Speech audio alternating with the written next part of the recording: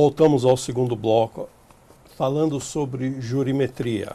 A nossa questão agora é a seguinte: qual é o papel da Associação Brasileira de Jurimetria, a qual o professor Marcelo também preside?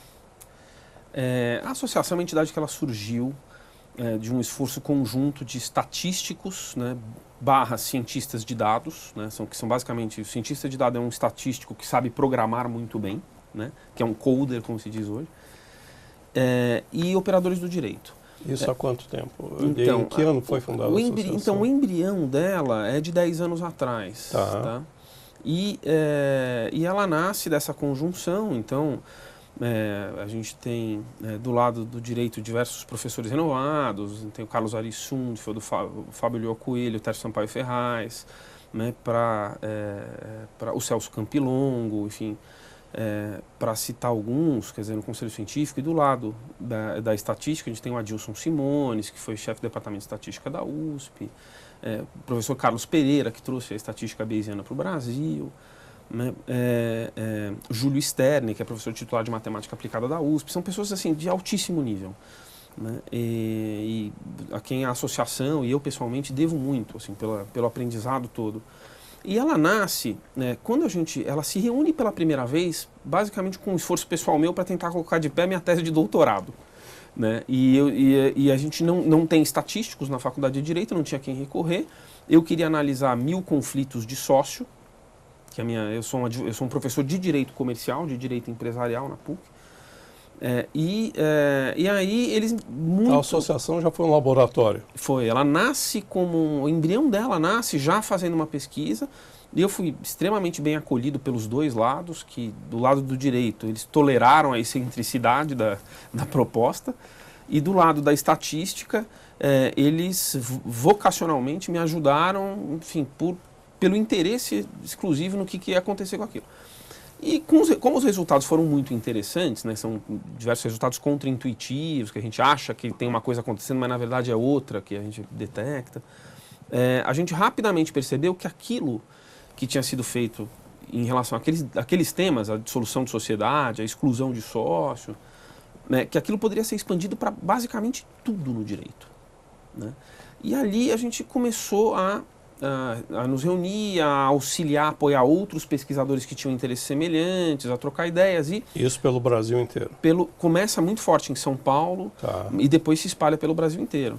Né? E aí a associação ela nasce com essa função, a função de difundir, ela é formalizada com essa função de difundir a metodologia, ajudar a construir, na verdade, e auxiliar a difundir de uma maneira responsável.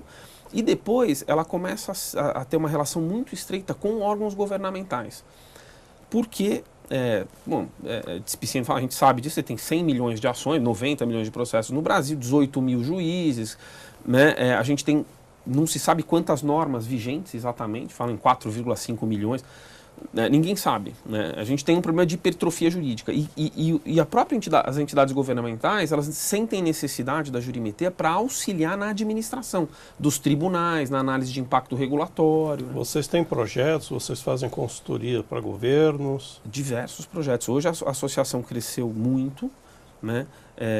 A gente trabalha com o CNJ, com o Supremo Tribunal Federal, com o Tribunal de Justiça de São Paulo. Então, por exemplo, no Tribunal de Justiça de São Paulo nós fizemos todo o estudo para viabilizar a implantação das varas empresariais que estão funcionando aqui.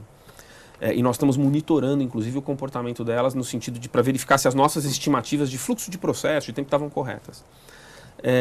Com o Supremo Tribunal Federal a gente fez um estudo bastante amplo para auxiliar na discussão sobre a descriminalização do uso de drogas, que vai entrar na pauta agora, acho que por volta de maio, pelo que eu vi lá do que o STF publicou. Né? Então a gente tem uma interlocução muito grande com o poder público, tanto na hora de auxiliar na gestão dos tribunais, como na hora de desenvolver políticas públicas. Né? Renato, no dia a dia do seu escritório, por exemplo, você que trabalha com direito empresarial, como é que você vê essa questão da jurimetria?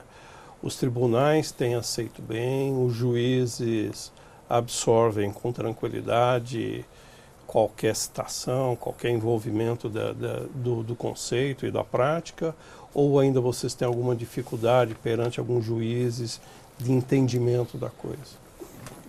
É difícil dar uma resposta única, porque, como o Marcelo até falou, a quantidade de juízes e tribunais e casos é tão grande, né, que se a gente falar de assuntos, de regiões, de varas até especializadas, a gente vai ter uma resposta. E ela pode ser uma resposta completamente diferente em outra região, em outro assunto, etc.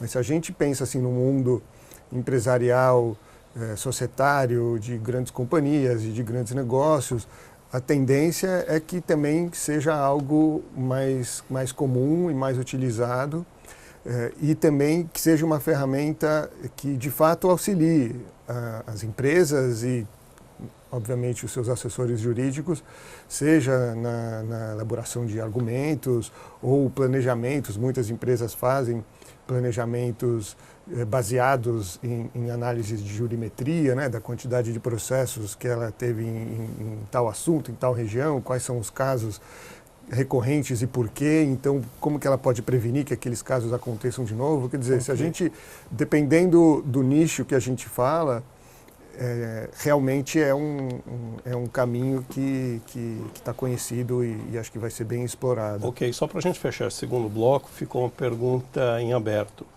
Existe uma cadeira específica já nos cursos de graduação de direito, ou a jurimetria ainda não é uma cadeira, ela permeia outras? Olha, ela ainda não é uma cadeira, né?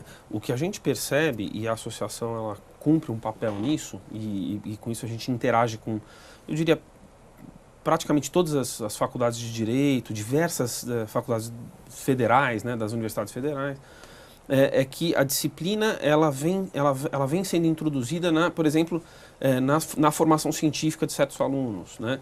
Existem, na PUC, por exemplo, a gente tem a intenção de iniciar uma disciplina de pós-graduação stricto sensu, onde a gente vai metodologicamente preparar todos os pesquisadores que queiram fazer isso. Ok. Agradecemos a participação de vocês nesse segundo bloco.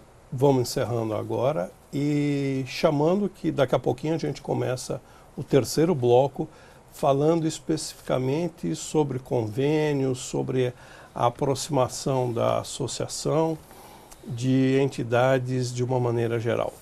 Voltamos já já. Continue com a gente.